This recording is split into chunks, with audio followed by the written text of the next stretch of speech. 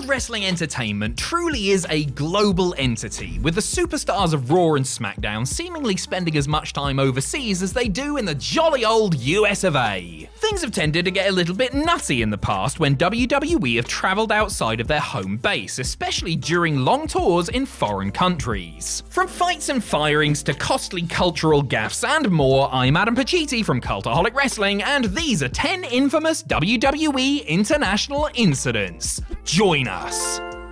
Number 10, ending a tour under a cloud. Literally. The Raw Crew's 2010 WrestleMania Revenge Tour of the United Kingdom and Europe should have been a routine piece of business. Fly across the pond, put on a bunch of house shows and tape an episode of television, then fly back across, ready to start the next loop in the United States. WWE had done this tour every year for an age, but they never had to deal with a volcanic ash cloud before, did they? When a volcano in Iceland erupted as the tour was ongoing, a lingering ash cloud caused severe travel disruption, stranding members of the Red Brand's roster overseas 4 days after the tour had wrapped up. For the last 2 dates of the tour in Belfast, Northern Ireland, the wrestlers, road agents and referees had to bus it from Lièvre, France to Calais, hop on the ferry to Dover, and then had to take a 7-hour bus journey the rest of the way. Luckily, their SmackDown counterparts had been able to leave their own European tour early and made it back in time to fill in as substitutes on a hastily put together episode of Raw. And all it took them was close to 50 hours of consecutive transit. Number 9, Orton, Cade and Murdoch Irish Wedding Crashers. No, this wasn't a WWE Studios financed sequel to the hit comedy starring Vince Vaughn and Owen Wilson. I mean, it might have been had they bothered to read my script. No, this is that time Randy Orton, Lance Cade and Trevor Murdoch got into a brawl with members of a wedding party in Ireland in October of 2007.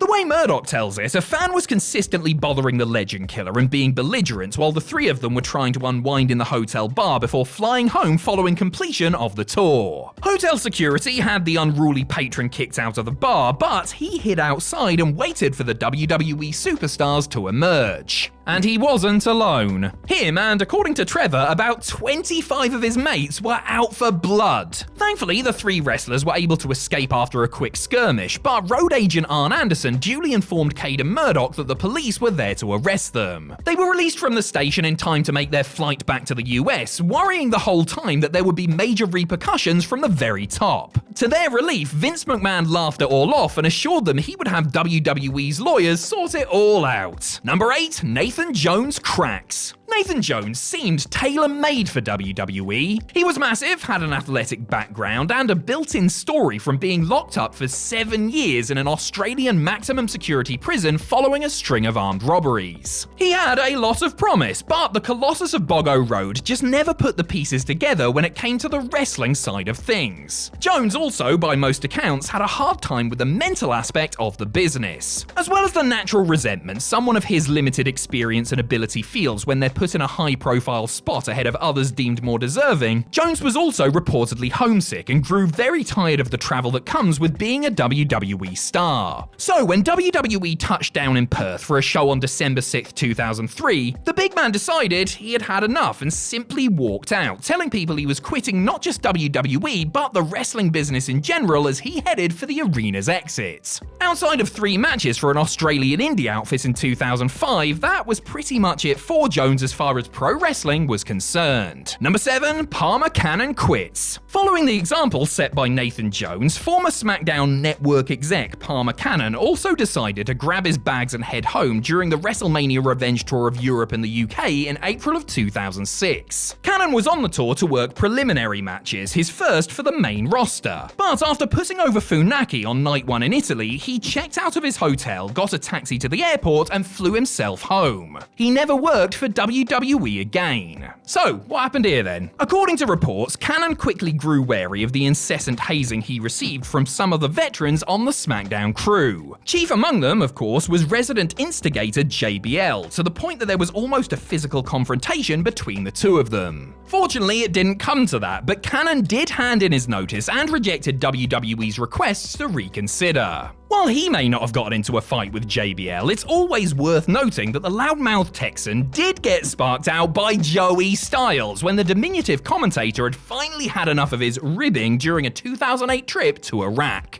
Number 6, Dick Fight. Of course, JBL wasn't the only dick on the SmackDown roster in 2006, because there was also Chad and James, the dicks. Their WWE tenure was short and unmemorable, but the series of events that led to their departure provides another clear-cut example of the toxic nature of the Blue Brand's locker room at the time. As the story goes, Chad was having a hard time being on the receiving end of the customary merciless ribbing during a tour of Mexico and openly complained and even cried about it, while James just tried to laugh it off. Eventually, Chad did something that got him in real hot water, and the goon squad of locker room enforcers hauled him into wrestler's court. Chad got so frightened afterwards that he somehow accidentally locked them in the hotel bathroom, which only made him more nervous. Long story short, Chad and James, who didn't actually get along anyway, were pitted against each other, which ended with James knocking his panicked partner out. After news of the incident made its way to the office, the dicks were on borrowed time, and it wasn't long before they were ejected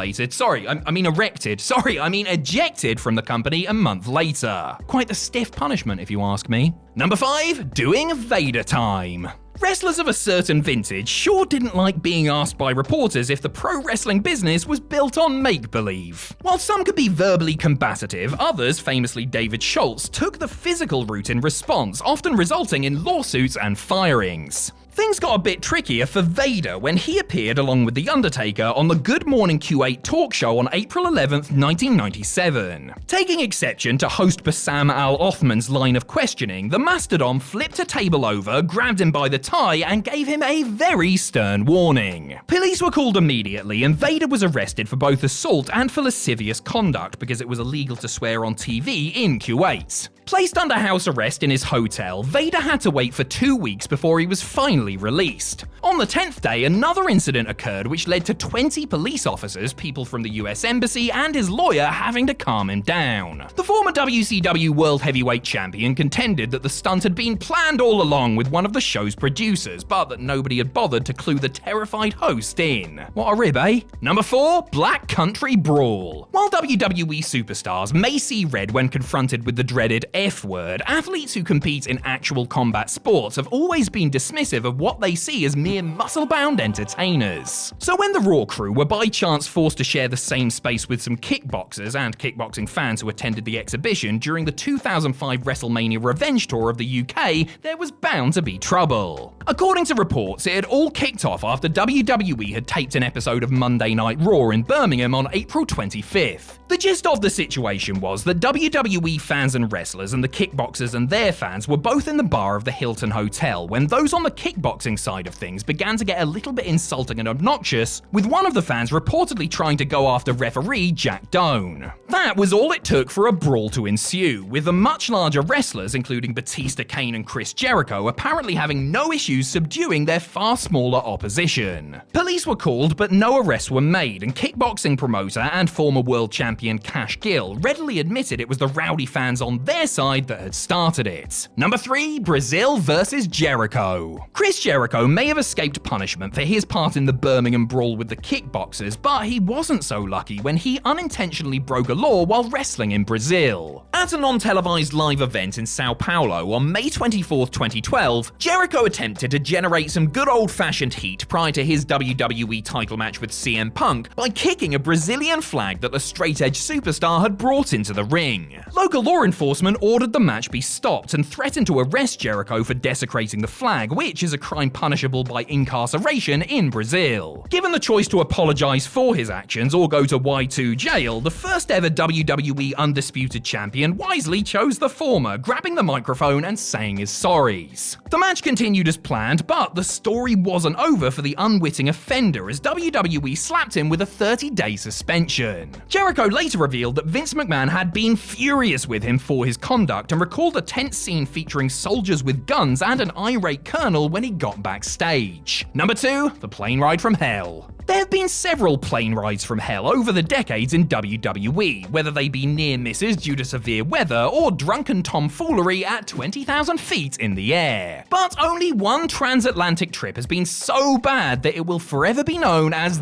the plane ride from hell. The Raw crew were looking forward to heading back to America after a tour of Europe and the UK, which ended with the Insurrection pay-per-view on May 4th, 2002. The day after, a chartered Boeing 757 flew wrestlers, referees, production production people and office staff from London to Connecticut. Let's just say things happened. A lot of things happened. Such as Brock Lesnar and Curt Hennig having a shoot wrestling match in the aisleway, Bradshaw knocking out Michael Hayes, who then had his ponytail cut off by X-Pac, Dustin Goldust Runnels serenading ex-wife Terry over the plane's PA system, and Ric Flair strutting up and down the aircraft wearing nothing but one of his famous robes. There were also more serious allegations leveled towards Runnels, Flair, and Scott Hall by flight attendant Heidi Doyle, and lawsuits were later filed. This was also the end of the line for Hennig and Hall, who were duly fired for their part in the mayhem. Number 1. Stranded in Saudi Arabia. WWE's dealings with Saudi Arabia have been under a microscope since the very beginning, primarily due to the kingdom's sketchy human rights record and accusations of sports washing. Some wrestlers were happy to accept the inflated payday for performing in the country, while others simply refused to go. I'm sure the majority of the crew who travelled to Riyadh for 2019's Crown Jewel wish they hadn't bothered making the trip, because almost 200 wrestlers and other WWE employees were left marooned on the tarmac for many hours due to what they were told were mechanical issues with the aircraft. Most were suspicious of the reason given, and reports soon emerged that Vince McMahon had stopped the TV feed of the show from playing in the country because WWE hadn't been paid for the shows in the country that year, which, the story goes, led to the Crown Prince grounding the plane. Vince, along with a select few others, including Kevin Dunn, Brock Lesnar, Paul Heyman, Hulk Hogan, Ric Flair, and Tyson Fury, managed to leave in private jets. The rest, however, were stuck there a day longer than planned, leading to some very PO'd wrestlers, wrestlers' wives, and the November 1st edition of SmackDown being completely retooled